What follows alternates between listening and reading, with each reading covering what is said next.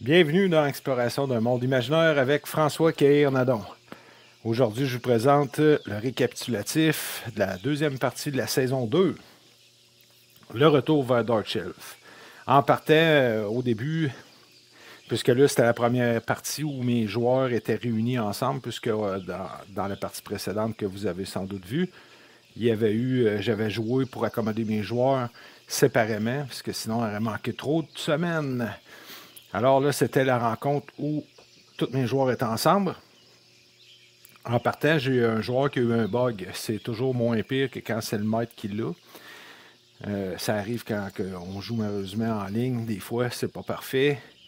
Alors, il est obligé de redémarrer son ordi. Ça a continué à laguer, mais c'était beaucoup moins pire. C'est des choses qui arrivent dans les parties en ligne. Parfois. Heureusement, parfois. En général, ça va bien.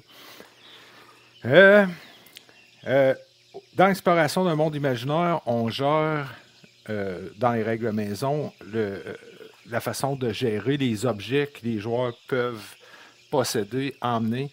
C'est une quantité limitée qui est influencée par le chiffre de force et les modificateurs selon le chiffre de force pour porter sur soi. Et un sac à dos peut contenir 15 objets. C'est dommage quand c'est des petits objets, mais c'est comme ça que ça donne le challenge de manager les ressources. Et dans leur mission, ils devaient rapporter des potions de vie aux marchands du village de Dark Shelf. Alors, comment qu'ils s'y prennent pour traîner les potions, faire des choix avec leur équipement, garder l'essentiel, se partager ça. Ça a été plus une leçon d'apprentissage, si on veut, qu'une réelle difficulté. Mais quand même, ça a permis d'apprendre cette règle maison-là à tous les joueurs. Ensuite, il y a eu la scène quand ils sont partis de Derlusk pour retourner à Dark Shelf, de Reblochon. Là, ils ont vu Reblochon, mais ils se rappelaient le petit gobelin maladroit qui était le serviteur de Lord Glutton et qui était maltraité devant leurs yeux. Déjà, il y avait un petit capital de sympathie. Alors, quand j'ai dit à mes joueurs qu'ils le voyaient à la sortie de la ville avec son baluchon sur le dos, marcher piteux au loin, puis que les gardes riaient de lui, des passants étaient plutôt hostiles ou taquineux, un peu bully avec. Déjà là, je suis allé les chercher avec ça, ils ont voulu intervenir. Alors, c'était pas pire. J'ai fait le petit gobelin, il est agenouillé au pied d'un arbre en pleurant. Ils sont allés le réconforter, puis ils ont décidé de l'emmener avec eux autres. Ça a fait une scène attachante. Ou c'était drôle parce que je le jouais malhabile et j'ai créé un lien, dans le fond. Ils l'ont bien aimé, ce PNJ. Se sont attachés rapidement à lui. Tout ça, c'est grâce à Coup Critique et leur montée de niveau avec M. Ferland, dont je ne me rappelle jamais de son prénom, de la chaîne des vainqueurs et des vaincus. Alors, c'était leur idée. J'avais dit que je l'adapterais. Ça s'est très bien passé. Ensuite, il y a eu une rencontre nerveuse avec le groupe. Et là, je vous suggère de voir la vidéo que j'ai faite juste avant celle-là, où j'explique comment je me prépare dans une partie avec l'embuscade et je montre les images de Old Bay Rodeo, comment c'était préparé selon si l'attaque est de nuit, de jour, les choix qu'il y avait à faire. Fait qu'eux ont décidé de partir immédiatement. Ils ne savent pas, mais c'était la meilleure décision qu'ils pouvaient prendre. Sinon, l'embuscade aurait eu lieu la nuit et là, ils auraient été en désavantage. Donc, ils ont eu une rencontre nerveuse parce qu'il y avait de la méfiance au début avec le groupe de bandits. Le groupe de bandits avait l'intention de les attaquer un coup sorti du parage, parce qu'en dehors de la ville, il y a encore des fermes, des maisons, mais plus loin dans le bois, ils voulaient leur faire les poches. Mais ils ont bien joué ça pour créer des liens, mais aussi se méfier.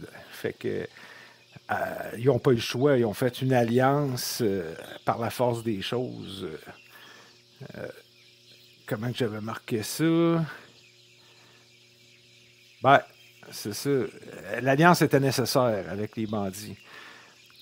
Donc, ça a créé des liens parce que le combat en plein jour, Les joueurs ils ont été tout le long.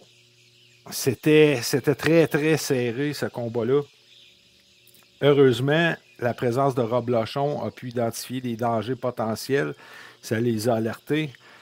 Alors, ils n'ont pas eu l'effet de surprise. Et le fait qu'ils soient accompagnés de 9, dont 8 guerriers, plus une roublard ou roublarde, je ne sais pas comment le dire, ça l'a balancé un petit peu plus équitablement les forces sur le terrain.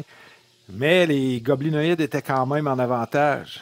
Alors, ce que ça a permis de faire, c'est un combat ultra serré, mais aussi trop long. Un long combat, ouais, un trop long combat, je dirais, après coup. Là. J'aurais peut-être dû mettre un peu moins d'ennemis, mais la tribu des gobelins s'est arrêtée du suicide de lancer 8 ou 10 gobelins dans le tas. Il n'y avait pratiquement pas de chance. Personne ne ferait ça. Aucune race animale se garocherait de même vers une mort certaine.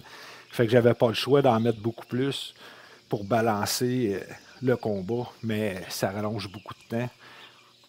Mais quand même, c'était sur le qui-vive toujours, jusqu'au moment où le paladin a lâché les attaques et s'est mis en renfort avec Rob Lochon pour donner des potions et faire des soins aux différents personnages éparpillés sur le terrain. Alors là, ça a fait un revirement nécessaire pour vaincre l'ennemi parce que l'ennemi était dans le combat tant aussi longtemps qu'ils étaient en surnombre. Et alors, aussitôt que l'égalité est arrivée, ils se sont sauvés discrètement, les uns après les autres.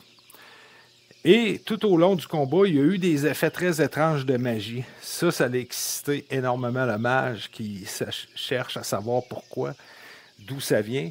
Et la bénédiction aussi de Bahamut au temple avec son serment a créé un certain aura de protection autour du groupe et de lui-même, évidemment. Ça les a aidés. Et la magie, le mage, il cherche d'où ça vient, il pense qu'il y a quelque chose de surnaturel proche. Alors, ils perdent un peu de temps à essayer de trouver pour réaliser que non, ça doit être autre chose, mais sans savoir quoi. Alors, c'était une bonne partie. C'est là où on se remettait dedans pour notre deuxième saison, après 9 à 10 mois d'absence, ou presque. Alors, c'était très intéressant pour mes joueurs et pour moi-même. Puis, on a conclu ça avec l'arrivée d'Arkshelf. Je vois pas là, à cause de mes notes la durée de la vidéo, mais peu importe. Alors, ça restait en suspens. Puis les joueurs ont fait un petit meeting après pour revenir sur la partie et la difficulté du combat. De se faire talonner comme ça par des gobelins. Ils ont resté surpris à quel point...